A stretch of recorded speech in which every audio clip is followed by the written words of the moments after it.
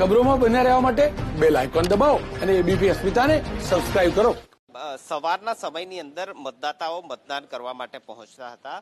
જબરદસ્ત ભીડ પણ જોવા મળી. ભીડનો મતલબ કે લાઈનોની અંદર, કતારની અંદર લોકો મત કરવા માટે પહોંચ્યા હતા. પરંતુ હાલ બપોરનો સમય, એટલે આપે કહ્યું તે પ્રકારે જમ્યા બાદનો સમય જે છે તે એકલ દોકલ મતદારો જે છે તે મતકુટીની અંદર મતાધિકારનો ઉપયોગ કરવા માટે પહોંચી રહ્યા છે. હાલ આપ જોવો છો તે પ્રકારે બલગામડા ગામનું આ મતકુટીર છે. એક બે લોકો મત આપવા માટે પહોંચ્યા છે. બાકીના જે મોટાભાગના લોકોએ સવારનો મતાધિકારનો ઉપયોગ કર્યો.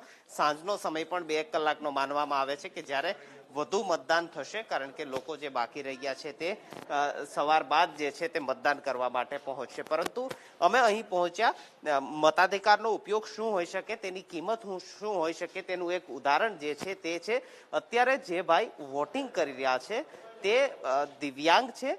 પોતે પગે ચાલી શકે તે પ્રકારની સ્થિતિ નથી, છતાં પણ તેઓ જે છે તે પોતાનો મતાધિકારનો ઉપયોગ કરવા માટે જે છે તે પહોંચ્યા છે. અત્યારે મતકુટીરની પાછળ તેઓ મતાધિકારનો ઉપયોગ કરી રહ્યા છે. ખુરશી પર તેઓ બેઠા છે. આપને દ્રશ્યો પણ દેખાતા હશે. થોડા સમય તે બહાર આવશે ત્યારે આપ જોશો કે એક દિવ્યાંગજન છે જે મતદાન કરવા માટે પહોંચ્યા છે. અને ખાસ આ દ્રશ્યો જે છે તે માત્ર દ્રશ્યો જ કહેવા માટે કાફી છે કે મતાધિકારનો ઉપયોગ શું હોય, મતનું મૂલ્ય શું છે, અને તેઓ સમજે છે. આ પ્રકારની શારીરિક તકલીફ હોવા છતાં પણ મતદાન કરવા માટે પહોંચ્યા છે.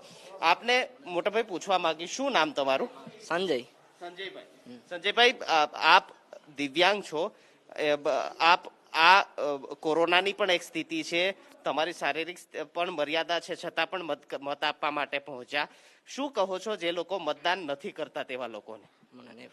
મતદાન કરવું જોઈએ. દરેક ચૂંટણીમાં આપ મતદાન કરો છો? દર વખતે. જી, આપ જોવો છો તે પ્રકારે આ દિવ્યાંગ ભાઈ જે છે તે મતદાન કરવા માટે પહોંચ્યા છે, મતાધિકારનો ઉપયોગ કરવા માટે પહોંચ્યા છે. એક મતની શું કિંમત હોય, મતાધિકારનો ઉપયોગ કેટલો મહત્વનો છે, જે આપને મત આપવા માટેનો અધિકાર મળે છે તે કેટલો મહત્વનો છે, તે આ દ્રશ્ય